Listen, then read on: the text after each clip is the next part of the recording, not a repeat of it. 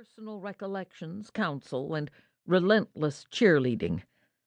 Facebook and Twitter are flooded with middle-agers' quotidian dramas.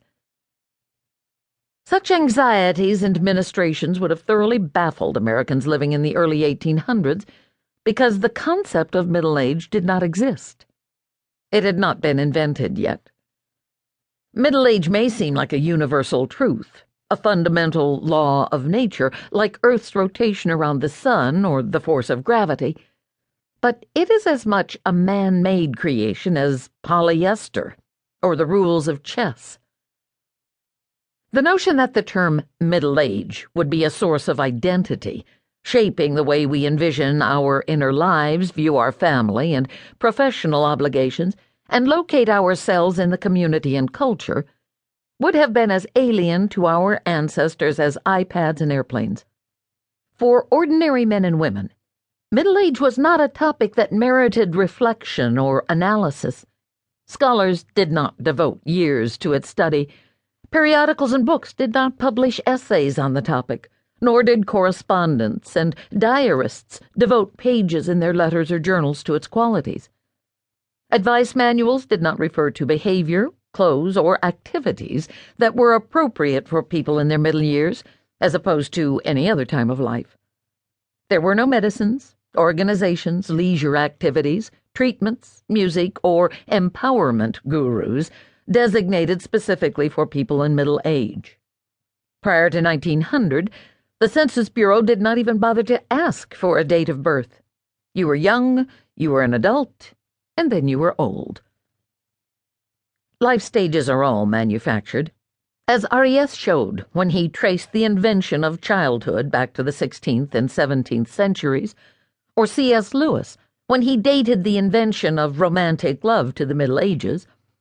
Even the most familiar assumptions were not always a part of our mental map. Only over time did they become second nature and recede into the grain of everyday existence to become just the way life is. Of course, people have always fallen in love, just as there have always been children.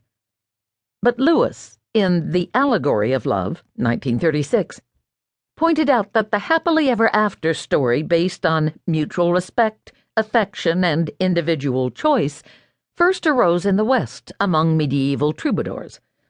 In Centuries of Childhood, Ries demonstrated that children were perceived as miniature adults until the Renaissance, when their status changed among the aristocracy. The idea finally trickled down to the rest of society in the late 19th century, as evidenced by the push for child labor laws and universal schooling. Similarly, Aristotle and Shakespeare refer to the ages of man.